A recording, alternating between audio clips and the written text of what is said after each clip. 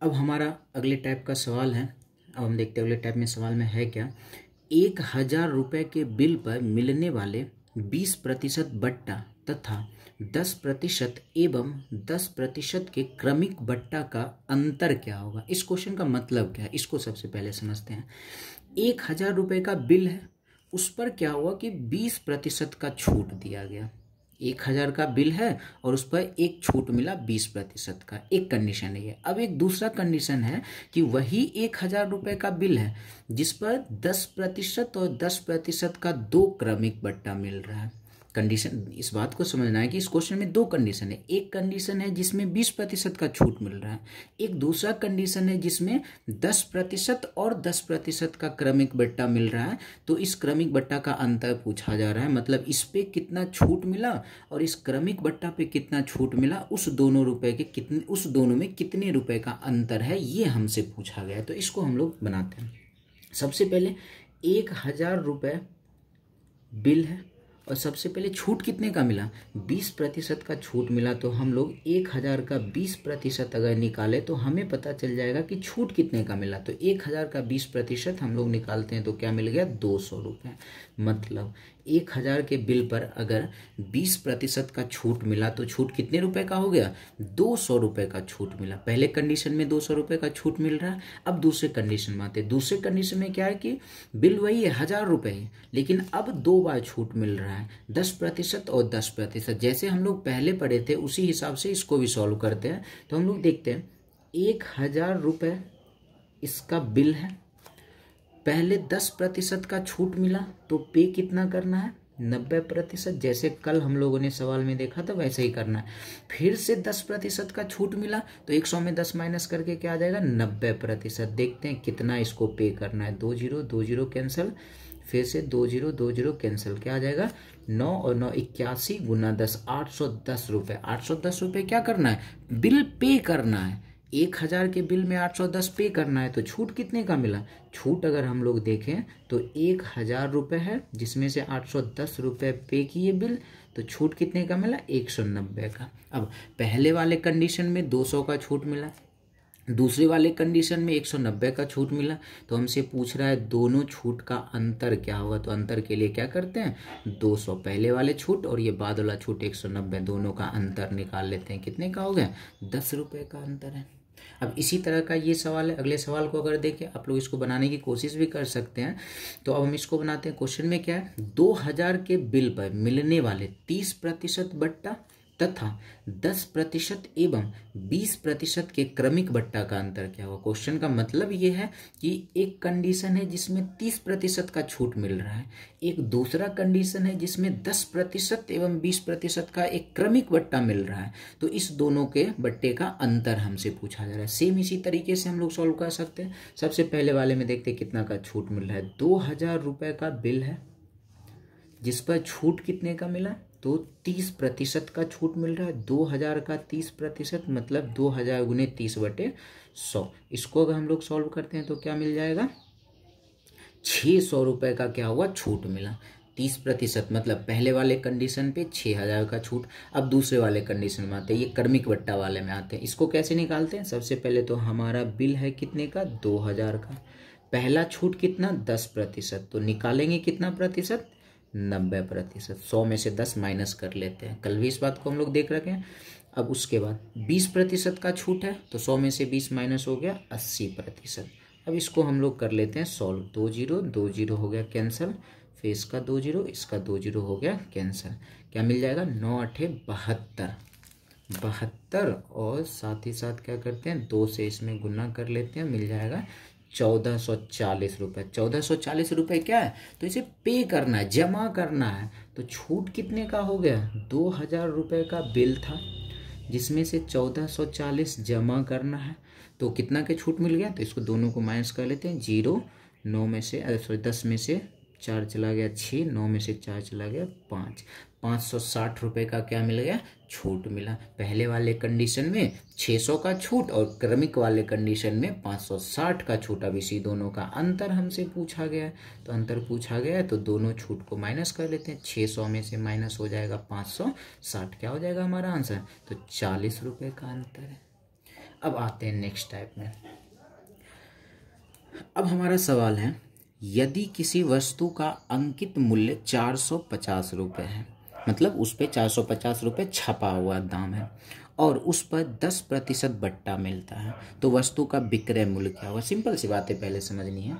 वस्तु डिस्काउंट बट्टा जब भी मिलता है तो अंकित मूल्य पर ही बट्टा मिलता है, दूसरे किसी मूल्य पर बट्टा नहीं मिलता है। जितना अंकित मूल्य रहेगा उसी में हमें बट्टा देना होगा। तो इस सवाल में ऐसे इस सवाल को कई सारे तरीका से बना सकते हैं, क्वेश्चन के हिसाब से डिपेंड करता है इसे किस तरीके से सॉल्व करना है। फिलहाल हम बात करते हैं ये इस पे बट्टा, सिंपल बट्टा दिया हुआ है 10%, 20%, या फिर हो सकते हैं पूर्णांक में आ जाए 11.1/9%। तो हर एक टाइप को हम लोग देख लेते हैं कैसे बनाना है। सबसे पहले इसमें आते हैं, 450 रुपये अंकित मूल्य है और इस पे बट्टा मिला कितना, 10% बट्टा मिला। सीधी सी बात कहें, अगर 450 रुपये अंकित मूल्य है और कितने प्रतिशत बट्टा दे दिया, 10% बट्टा दिया। अगर 10% बट्टा दिया तो बेचा कितने में, 90% में बेचा। भाई 10% छूट ही दे दिया तो बेचा 90 में ही बेचा होगा ना।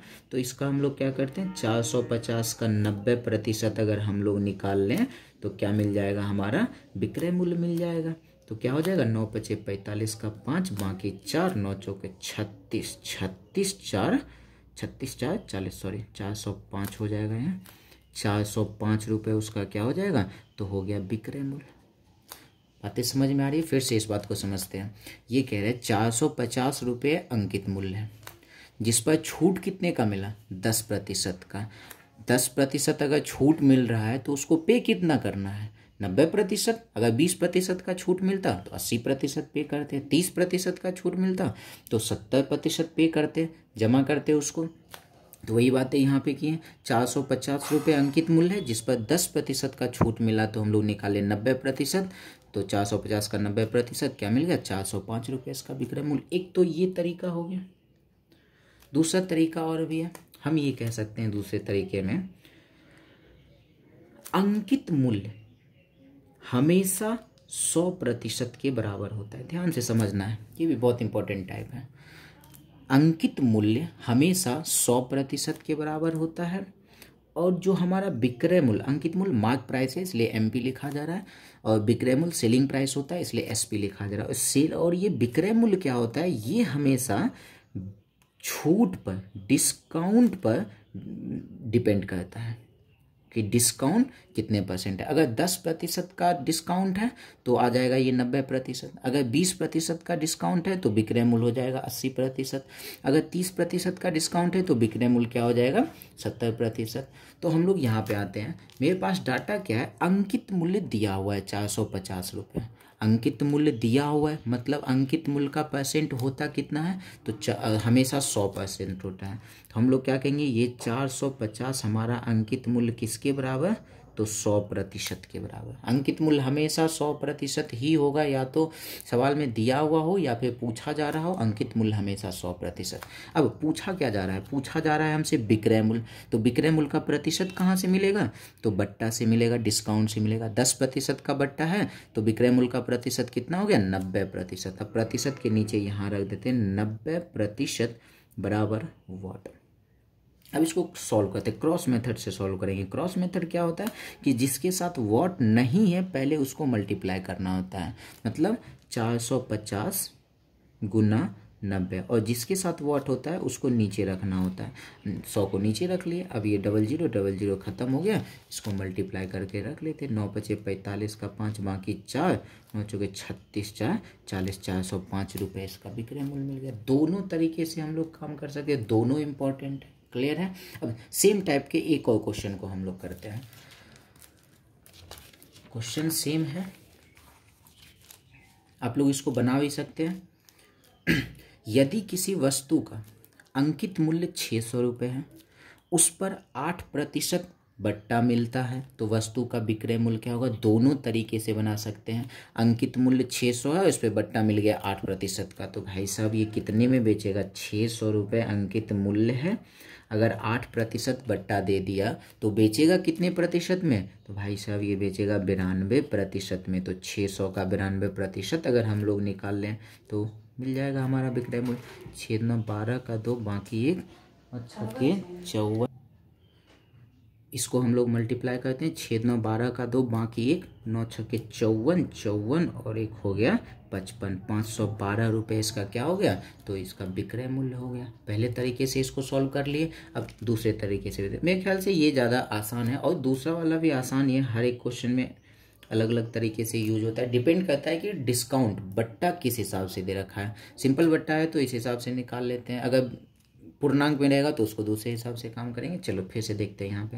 अब मेरे पास क्या अंकित मूल्य 600 रुपये है, तो भाई साहब अंकित मूल्य तो हमेशा 100% के बराबर होता है। तो ये हमारा 600 रुपये जो अंकित मूल्य है वो किसके बराबर हो गया, तो 100% के बराबर हो गया। अब डायरेक्ट जाके देखते हैं हमसे पूछा क्या गया। हमसे पूछा गया विक्रय मूल्य, और विक्रय मूल्य का प्रतिशत कहाँ से मिलता है, तो विक्रय मूल्य का प्रतिशत मिलता है बट्टा से। बट्टा कितना है, तो 8% है, इसलिए 100% में से 8% निकल गया, क्या मिल जाएगा 92%। प्रतिशत के नीचे ही प्रतिशत रखना होता है, और ये यहाँ पे आ गया वॉट। क्रॉस मेथड लगा देते हैं फिर से। क्रॉस मेथड में सेम वही काम करना है, जिसके साथ वॉट नहीं है पहले उसको क्रॉस में गुना कर लेना, 600 गुने 92। अब जिसके साथ नीचे वॉट है उसको हम लोग नीचे रख लेते हैं, तो 00 खत्म हो गया, तो क्या आ जाएगा हमारा 552 रुपये का क्या हो गया, विक्रय मूल्य इसका हो गया। क्लियर है। चलो अब आगे हम लोग आते हैं, फिर से आगे देखते हैं किस टाइप का सवाल है। अब हमारा सवाल है, यदि किसी वस्तु का अंकित मूल्य 1100 रुपये है, उस पर 9.1/11% का बट्टा दिया जाता है, तो वस्तु का विक्रय मूल्य। क्वेश्चन तो है सेम, बस अंतर क्या है ना कि ये बट्टा अब सीधा सीधा बट्टा नहीं रहा, अब ये पूर्णांक में आ गया। अब जैसे सीधा बट्टा रहता है, कहने का मतलब सीधा बट्टा का मतलब ये 10% है, 100 में आराम से माइनस कर लिए 90 आ गया। 20% बट्टा रहता है, आराम से 100 में माइनस हो जाता है तो 80%। 30% बट्टा है तो 100 में आराम से माइनस हो गया। अब जैसे ये 9.1/11% बट्टा, इसको तो 100 में माइनस करना, थोड़ा सा माइनस तो हो ही जाएगा लेकिन परेशानी थोड़ा सा है। अब इसको कैसे काम करेंगे, ध्यान से सीखना है, क्वेश्चन में कोई दम नहीं है। सबसे पहले हम लोग क्या करेंगे, मेरे पास दिया क्या है वो देख लेते हैं, पूछा क्या है वो देख लेते हैं। अंकित मूल्य दे रखा है और हमसे क्या बट्टा दे रखा है, हमसे विक्रय मूल्य पूछा है। क्वेश्चन पीछे वाले ये क्वेश्चन सेम है। अब इसको कैसे बनाते हैं ध्यान से देखना है। सबसे पहले क्या करते हैं, जितने प्रतिशत का बट्टा मिल रहा है उसका हम लोग फ्रैक्शन वैल्यू निकाल लेते हैं। फ्रैक्शन वैल्यू कल भी हम बता रखे हैं निकालने के लिए। 11 में 99 और एक हो गया 100 और नीचे 11 है तो 11 और प्रतिशत के बदले नीचे आ गया 100 और 100 खत्म हो गया, तो फ्रैक्शन वैल्यू क्या है 11 है। इसका मतलब क्या है कि 1/11 का छूट मिला। सीधी सी बात है, विक्रय मूल्य है कितना 1100, 1/11 का छूट दिया गया तो पे कितना करना है, ये कल भी इस बात पे चर्चा हुआ है। 1 - 1/11 कर लेते हैं। अगर 1/11 का छूट है तो जमा कितना किया गया, पे कितना किया गया, कैसे मिलेगा, 1 में 1/11 माइनस कर लेते हो। 1 में माइनस करना बिल्कुल ही आसान है, नीचे 11 तो 11 ही, और इसी दोनों को माइनस करके ऊपर रख लेते हैं। कितना पे करना है, तो 10/11। 11 से इसको कैंसिल कर लेते हैं 100 बार में, तो क्या आ गया विक्रय मूल्य हमारा क्या हो गया, तो 1000 रुपये विक्रय मूल्य हो गया, बिना किसी टेंशन के क्वेश्चन सॉल्व। क्लियर है। फिर से इस सवाल को आप लोग बना सकते हैं, फिर हम इसको सॉल्व करते हैं। क्वेश्चन सेम है। अंकित मूल्य, अभी जितने भी सवाल देख रहे हैं हर एक में क्या हो रहा है ना कि अंकित मूल्य दिया हुआ है। अभी फिलहाल एक ही टाइप के सवाल को कर रहे हैं, 0 लेवल से हम लोग आगे बढ़ेंगे तो ज़्यादा सही रहेगा क्वेश्चन समझना। अंकित मूल्य हमारा दिया हुआ है सेम पहले जैसा है, छूट दे रखा है 16.2/3% और विक्रय मूल्य पूछा गया, सेम वही सवाल है। तो सबसे पहले 16.2/3% का क्या करते हैं, तो फ्रैक्शन वैल्यू निकालते हैं। इसका फ्रैक्शन वैल्यू 1/6 होता है, अगर हम लोग निकाले तो क्या मिल जाएगा, 16×48 तो 50, 50/3 और प्रतिशत के बदले नीचे 100, 50 से 100 2 बार में कट गया। फ्रैक्शन वैल्यू क्या है 1/6, इसका मतलब 1/6 का क्या हो रहा है, छूट दिया जा रहा है। अब देखो विक्रय मूल्य अंकित मूल्य हमारा था कितना 900 रुपये है।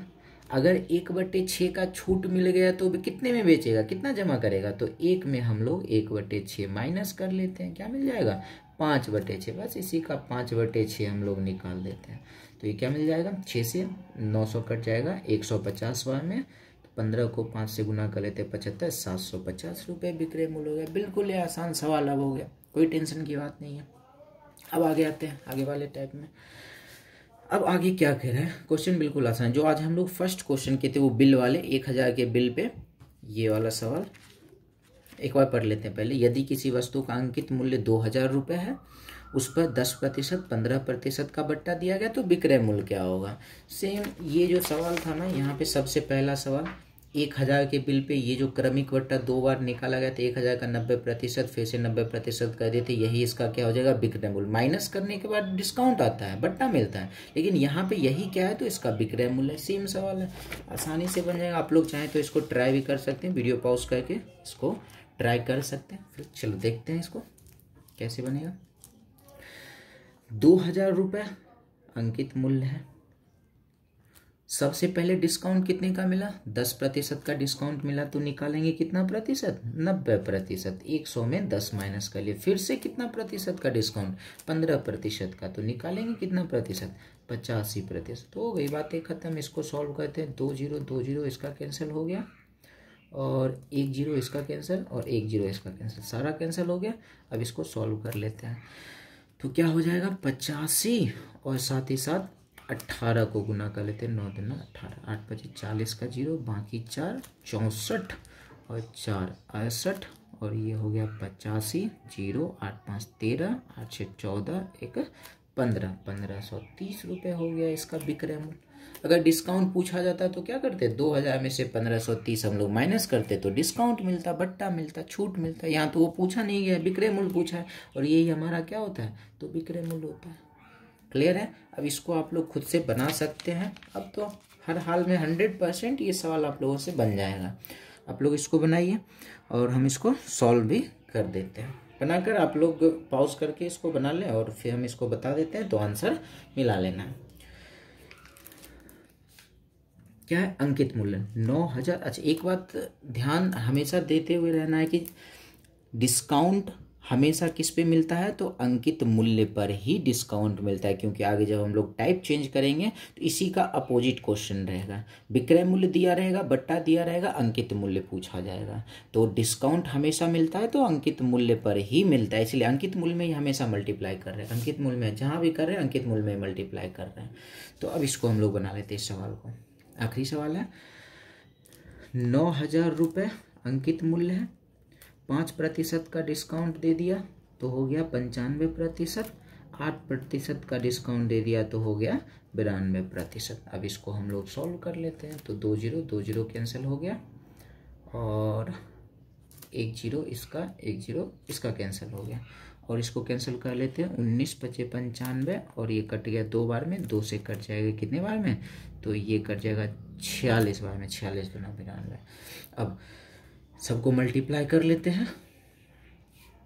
19 और 9 171, और 46 को गुना कर लेते हैं, तो 6 6 7 42 का 2, बाकी 4 6 4 हो गया 10, फिर 4 7 चौके 28 का 8, बाकी 2 4 2 6 6 6 8 7। तो विक्रय मूल्य क्या हो जाएगा हमारा, विक्रय मूल्य हो जाएगा 78 66 78 66 रुपये, इसका विक्रय मूल्य हो गया। तो आज के लिए बस इतना ही रहने देते हैं। आप लोग सारे क्वेश्चन को एक बार सही तरीके से कल वाले और आज वाले को रिवीजन कर लेंगे, फिर हम लोग आगे इसी में अब आगे टाइप को बढ़ाएंगे। तो आज के लिए बस इतना ही, धन्यवाद।